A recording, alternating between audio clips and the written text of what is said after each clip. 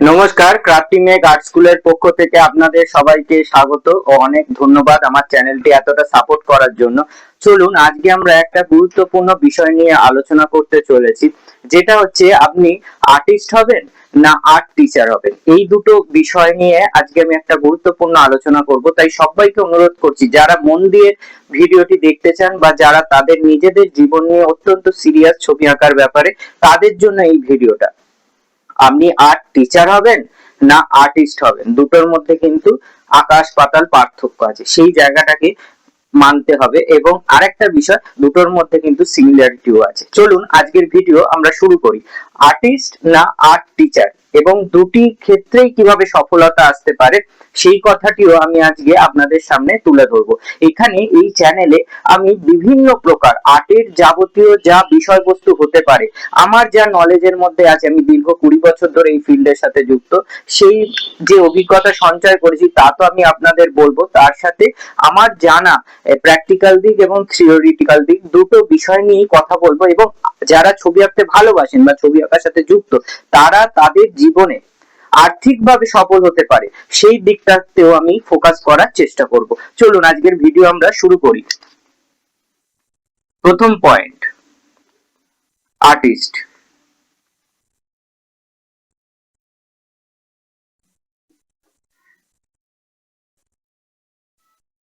Artist. আর second point, art teacher.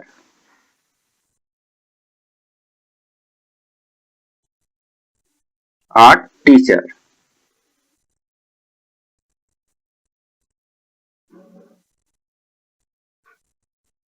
তো artist আর আর্ট টিচার, এই দুটো বিষয় নিয়ে আজকে আমাদের কথা বলা হবে। তাই সবাইকে বলছি একটু মন দিয়ে শুনুন, অনেক বিষয় জানতে পারবেন। আর্টিস্ট। আর্টিস্ট মানে কি? আর্টিস্ট মানে হচ্ছে, আমরা যদি বাংলায় ধরি, তাকে বলা হয় চিত্রশিল্পী। এই যে চিত্রশিল্পী মানে হচ্ছে যে ছবি আঁকে, কেবলমাত্র ছবি আঁকলেই সে কিন্তু চিত্রশিল্পী হয় না।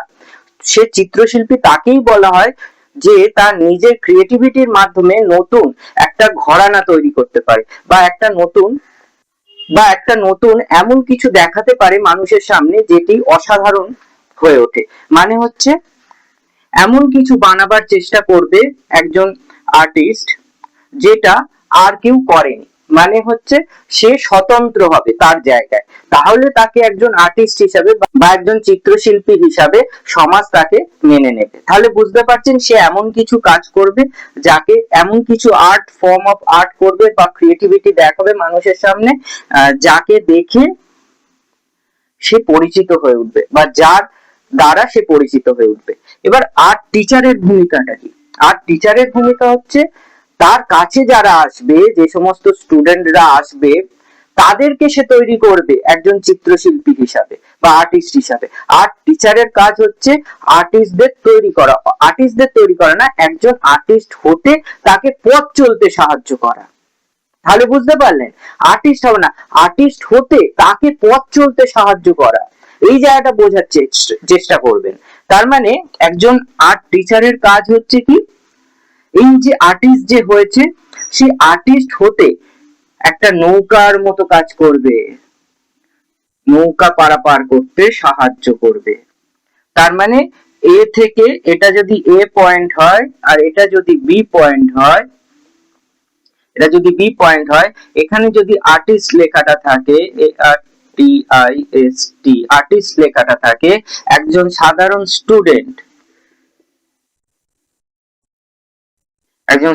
স্টুডেন্ট এই নৌকায় করে যাবে আর্টিস্ট হতে।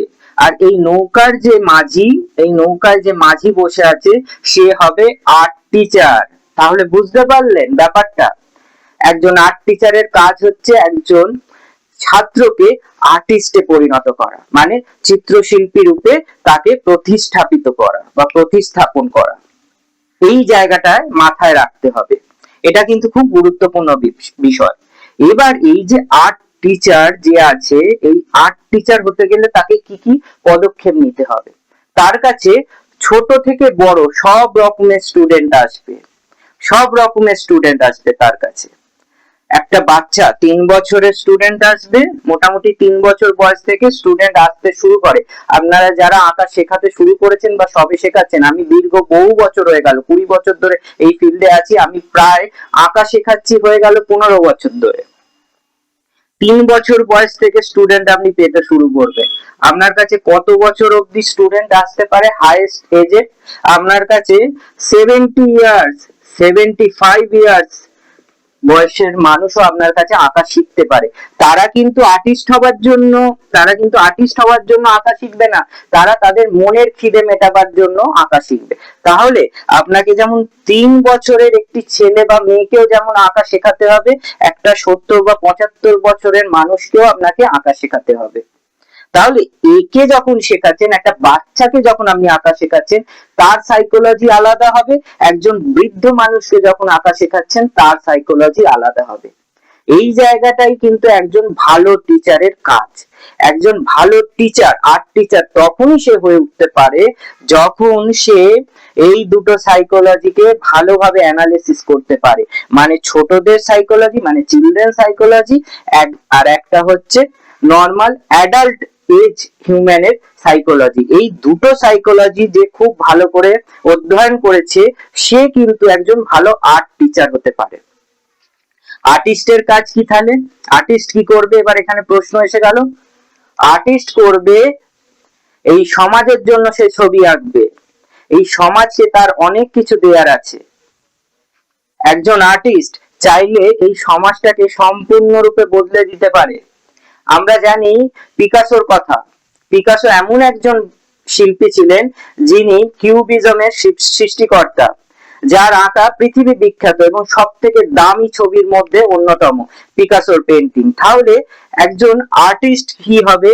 তার সৃষ্টির মাধ্যমে, তার শিল্প সৃষ্টির মাধ্যমে সে সমগ্র বিশ্বকে প্রভাবিত করবে, সমগ্র বিশ্বকে আনন্দ দেবে, সমগ্র বিশ্বকে শিক্ষা দেবে, সমগ্র বিশ্বকে সে চেতনা দেবে তার সৃষ্টির মাধ্যমে। আর্টিস্টের কাজ হচ্ছে সৃষ্টি করা, আর আর্ট টিচারের কাজ হচ্ছে স্টুডেন্ট যারা আসবে তাদেরকে আর্টিস্ট হওয়ার পথে পরিচালিত করা, একজন নৌকার মাঝির মতো কাজ করা। তাহলে বুঝতে পারছেন একজন আর্টিস্টের কাজ কি আর একজন আর্ট টিচারের কাজ কি। আশা করি এই জায়গাটা আপনাদের ক্লিয়ার হয়ে গেছে। এবার আমরা আরেকটু গভীরে যাই। এই বিষয়টা কিন্তু খুব গুরুত্বপূর্ণ একটা বিষয় নিয়ে আমি আজ আপনাদের সাথে কথা বলছি, তাই সম্পূর্ণ বিষয়টা মন দিয়ে দেখবেন। আরেকটা এবার বিষয়ে আসি। এবার একজন আর্ট টিচার, যে তাকে কি খুব ভালো আর্টিস্ট হতে হবে? এই জায়গাটা কি খুব গুরুত্বপূর্ণ? চলুন আজকে এই জায়গাটা আলোচনা করি। আর্ট টিচার সে আঁকা জানে, আর্টিস্ট সেও আঁকা জানে, কিন্তু একটা কথা মাথায় রাখতে হবে, আমার এটা ব্যক্তিগত মত, একজন আর্টিস্টেরও যতটা আঁকা জানা উচিত, একজন আর্ট টিচারেরও ততোধিক আঁকা জানা উচিত। কারণ সে নৌকার মাঝি, সে যদি ঠিক মতো নৌকা না চালাতে পারে, তাহলে কিন্তু নৌকা ডুবি হতে পারে, হওয়ার সম্ভাবনা থাকে। তাহলে সবসময় মনে রাখতে হবে, যারা আর্ট টিচার হিসাবে নিজেদের জীবনকে এগিয়ে নিতে যেতে চাইছেন, তাদের কিন্তু খুব ভালো আর্টিস্ট হয়ে উঠতে হবে, খুব ভালো আর্টিস্ট হতে হবে। Oil colour, acrylic colour, water colour, যত রকম মিক্স মিডিয়া পেন্টিং, তারপরে স্কাল্পচার, সবকিছু বিষয় যেন একটা মোটামুটি থরো ধারণা থাকে তার। আর আর্টিস্টকে তো সবকিছু জানতেই হবে, সেখানে কোনো প্রশ্ন নেই, জানতেই হবে। তাহলে এবার একটা কথা আসি, এই যে আর্টিস্ট হয়েছে সে কি খুব ভালো আর্ট টিচার হতে পারে? এই জায়গাটা কিন্তু খুব গুরুত্বপূর্ণ বিষয়। অনেক ছেলে মেয়ে আছে আমার দেখা, আমার জীবনে দেখা, ভীষণ ভালো ছবি আঁকে, তারা ভীষণ ভালো ছবি আঁকে, অ্যাজ এ আর্টিস্ট তারা এক্সেলেন্ট, এক্সেলেন্ট, কিন্তু ভালো টিচার হতে পারছে না। কেন ভালো টিচার হতে পারছে না? তাহলে তাদের মধ্যে হিউম্যান সাইকোলজিটা ডেভেলপ করেনি। একটা 3 বছরের বাচ্চা বা একটা 75 বছরের বৃদ্ধ মানুষের মধ্যে যে শিক্ষা দিলে বা যে পদ্ধতি অবলম্বন করলে এরা ভালো করে শিখতে পারে, সেই সাইকোলজিটাই আর্টিস্টের মধ্যে আসেনি। তাহলে সে কিন্তু সঠিকভাবে শেখাতে পারবে না। তাহলে বুঝতে পারছেন, আপনি যদি আর্টিস্ট হতে চান, তাহলে আপনার আর্টটাকে ডেভেলপ করুন। শুধুই আপনার নিজের কথা ভাবুন, নিজের আর্টটাকে ডেভেলপ করার চেষ্টা করুন এবং সমাজের যে পরিস্থিতি, সমাজের যা রূপরেখা দেখছেন তাকে প্রকাশ করার চেষ্টা করুন নিজের চিন্তা শক্তির মাধ্যমে। তাহলে আপনি ভালো আর্টিস্ট হয়ে উঠবেন, একজন ভালো চিত্রশিল্পী হয়ে উঠবেন। আর যদি কেউ ভাবেন যে একজন আর্ট টিচার হতে চাইছেন, আর্ট টিচার হয়ে সফল হতে চাইছেন, তাহলে কি করতে হবে? তাদের কয়েকটি পথ অবলম্বন করতে হবে। তাদের যেমন হিউম্যান সাইকোলজি নিয়ে ভালো করে পড়াশোনা থাকতে হবে এবং তার সাথে ভালো করে আর্টটাকেও অধ্যয়ন করতে হবে, আর্টের বিষয়ে ভালো নলেজ থাকতে হবে। তাহলে বুঝতে পারলেন দুটো বিষয়। এবার আমরা আলোচনা করব এই যে দুটি বিষয়, সেখান থেকে আমরা কি করে অর্থ উপার্জন করতে পারি বা আমাদের টাকা আসতে পারে কি করে। আশা করি এতক্ষণ আপনাদের ভিডিওটা বেশ ভালো লেগেছে। এবার আমরা বলি যে একজন আর্টিস্ট কিভাবে অর্থ উপার্জন করতে পারে। একজন আর্টিস্ট অর্থ উপার্জন করতে পারে সে তার ছবি বিক্রি করে। সে ছবি কোথায় বিক্রি করবে, কিভাবে বিক্রি করবে, সেগুলো নিয়ে আমি পরের একটা ভিডিওতে আলোচনা করব। সে তার ছবি বিক্রি করতে পারে, পেন্টিং সেল করতে পারে, সে অ্যাজ এ ডিজাইনার হিসেবে বিভিন্ন কোম্পানিতে চাকরি করতে পারে, সে একজন আর্ট অকশন করাতে পারে বিভিন্ন জায়গায়। আর্টের অকশন হয় বিভিন্ন জায়গায়, ভারতবর্ষের বিভিন্ন প্রান্তে বিভিন্ন এক্সিবিশন হয়, সেখানে সে ছবি তার প্রদর্শিত করতে পারে, সেখান থেকে তার ছবি বিক্রি হতে পারে। এটা একটা দিক। এছাড়া এই আর্টিস্টের আরেকটা পথ আছে, সে কিন্তু গভর্নমেন্ট সার্ভিসের জন্য অ্যাপ্লাই করতে পারে বা প্রাইভেট চাকরির জন্য অ্যাপ্লাই করতে পারে, যদি সে প্রপার যদি সে এই ডিগ্রিটা অর্জন করে, বিএফএ বা ডিপ্লোমা, আর্টের ডিপ্লোমা আর ডিগ্রি যদি সে অর্জন করে, তাহলে কিন্তু সে গভর্নমেন্ট সার্ভিস বা প্রাইভেট সার্ভিসের জন্য সে কিন্তু এলিজেবল হয়ে গেল। তাহলে বুঝতে পারলেন আর্টিস্টরা কিন্তু কিভাবে রোজগার করতে পারে। ছবি এঁকে, বিভিন্ন জায়গায় প্রদর্শনী করে, অকশন করে, বিভিন্ন ওয়েবসাইটে ছবি দিয়ে তারা কিন্তু তাদের ছবি বিক্রি করতে পারে। এবং এই ছবি কিন্তু 1-2 টাকায় বিক্রি হয় না, এটা কিন্তু ভুল ধারণা। বা কমার্শিয়াল কাজ করে, আরেকটা বিষয় ভুলে যাচ্ছিলাম, কমার্শিয়াল কাজ করে huge amount of money say earn করতে পারে। ঠিক আছে, যেমন হচ্ছে আপনি ইন্টেরিয়ার করতে পারে, সে ওয়াল পেন্টিং করতে পারে, সে ডিজাইনিং এর কাজ করতে পারে, বিভিন্ন করতে পারে। এবার আমরা যাই আর্ট টিচার হলে সে কিভাবে রোজগার করবে। আর্ট টিচারের অপশন হচ্ছে তার স্টুডেন্ট। সে যত স্টুডেন্ট বৃদ্ধি করতে পারবে তার স্যালারি তত বাড়বে, তার মাইনে তত বাড়বে। একটা ছোট্ট উদাহরণ দিচ্ছি, আমার অনেক পরিচিত আছে যারা আর্ট টিচার, যেহেতু আমি নিজেও একজন আর্ট টিচার, আমার বহু পরিচিত আছে যারা আর্ট টিচার। এই আর্ট টিচার কিভাবে রোজগার করতে পারে তার একটা উদাহরণ আপনাদের দিচ্ছি। আমার জানা এমন অনেক টিচার আছে যাদের 500 স্টুডেন্ট আছে, 300 স্টুডেন্ট আছে, 150 স্টুডেন্ট আছে, 100 স্টুডেন্ট আছে, 50 স্টুডেন্ট আছে, এরকম স্টুডেন্ট আছে। এবার এদের মাইনে কত? এই 500 বা 300 আর্ট টিচারের মাইনে কত হতে পারে সেটা বলছি। কলকাতা শহরে আগে আমি বলছি, যেহেতু আমি কলকাতায় থাকি, কলকাতার বেসে আমি বলছি। এই আর্ট টিচার বাড়ি বসে যদি সে ক্লাস করায়, আমি যেরকম ক্লাস করাই, তাদের মাইনে মোটামুটি হতে পারে, বাড়ি বসে যদি ক্লাস করায় সে 500 থেকে 300 টাকার মধ্যে, 300 রুপিস। তাহলে বুঝতে পারছেন 500 ইন্টু 500 করলে কত হয়, 500 মাল্টিপ্লাই 500 কত হয়, হিসাব করুন কত টাকা রোজগার হতে পারে, হিউজ অ্যামাউন্ট অফ মানি রোজগার করতে পারে। বা 100 যদি স্টুডেন্ট হয়, 100 ইন্টু আমি 300 করি, কত হবে, 30,000 রুপিস সে মাসে বাড়িতে বসে রোজগার করতে পারে। তাও সব দিন নয়, অনলি সানডে আর স্যাটারডে, 2 দিন ক্লাস করলেই এনাফ সপ্তাহে। তাহলে বুঝতে পারছেন কত টাকা একজন আর্ট টিচার আর্ন করতে পারে বা রোজগার করতে পারে।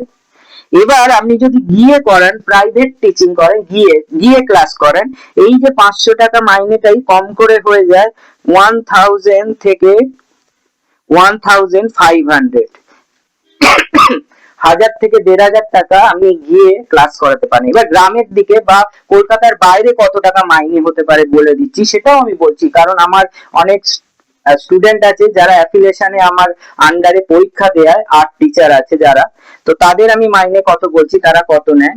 মোটামুটি তাদের মাইনে হয় 150 রুপিস, তারা মাইনে পায় 150 রুপিস বাইরে, কলকাতার বাইরে। কলকাতার ভেতরে আসলে এই মাইনেটা হয়ে যায় 300 থেকে 500 রুপিস।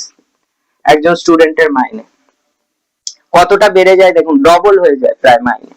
তাহলে 150 টাকা করে হলেও সে যদি 100টাও স্টুডেন্ট পড়ায় তার কিন্তু, বা 100 টাকাই যদি আমি ধরি, 100 ইন্টু 100 যদি ধরি, তাহলে কিন্তু এখানে হয়ে যায় 10,000 টাকা।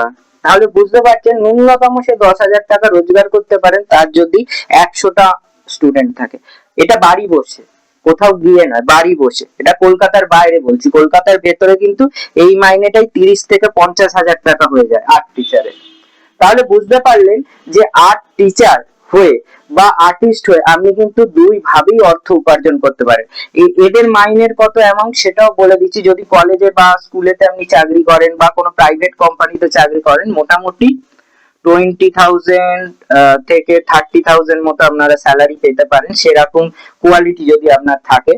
এছাড়া যদি ছবি বিক্রি হয়, ছবি মোটামুটি 15,000 থেকে বিক্রি হওয়া যদি আমি স্টার্ট ধরি, এটা আপ টু কোনো লেভেল নেই, 1 কোটি টাকাও হতে পারে, বিক্রি হতে পারে ছবি বিক্রিটা কোনো কিছু বলা যায় না কত টাকায় বিক্রি হবে। আপনারা একটু খোঁজ খবর নিলে, গুগল ঘাটলে বুঝতে পারবেন ছবির দাম কি হিউজ হতে পারে। তাহলে আমি আর্টিস্ট এবং আর্ট টিচার এদের একটা তুলনামূলক আলোচনা করলাম। আপনি কি হতে চাইছেন, আর্টিস্ট বা আর্ট টিচার? কিন্তু এই দুটির মূলে এবার একটা গুরুত্বপূর্ণ বিষয় আমি আলোচনা করব, ভালো করে শুনবেন। আপনি আর্টিস্ট হন বা আর্ট টিচার হন, আপনার গ্রামারটা জানতে হবে ছবি আঁকার। যদি একটা গাছ আপনি পুঁতলেন, ধরুন একটা গাছ আপনি পুঁতলেন, এর যদি নিচের শিকড়টা বড় না হয়, ছোট হয়, এইটুকুনি যদি শেকড় হয়, তাহলে এই গাছটা ঝড়ে পড়ে যাবে। আর এই ছোট্ট গাছটারই যদি শেকড় অনেক বড় হয়, তাহলে কিন্তু যতই ওপর দিয়ে ঝড় আসুক সে কিন্তু পড়বে না। তাহলে বুঝতে পারলেন যে এই দুটো হওয়ার জন্যই আপনাকে খুব ভালো করে আঁকাটা শিখতে হবে, আঁকাটা জানতে হবে, প্র্যাকটিক্যাল দিক এবং থিওরিটিক্যাল দিক, বোধ দিক তো আপনাকে জানতে হবে। এই দুটি জানা খুব দরকার। তাহলে আঁকা শিখবার যে বিষয়, আর্টিস্ট এবং আর্ট টিচারের যে পার্থক্য এবং আয়, সেটি আমি আপনাদের বললাম। এবার যদি মনে করেন, এবার আমি একটু শেষ কথায় আসি, ভিডিও প্রায় শেষের দিকে। যদি মনে করেন আমার কাছে আঁকা শিখবেন, ভারতবর্ষের যে কোনো প্রান্ত থেকে আমি কিন্তু অনলাইন ক্লাস করিয়ে থাকি। আর যদি মনে করেন কলকাতায় আমি থাকি, আমি একদম প্রপার নর্থ কলকাতায় থাকি, যদি মনে করেন নর্থ কলকাতায় আমার বাড়ি এসে ক্লাস করবেন, তারও ব্যবস্থা আছে।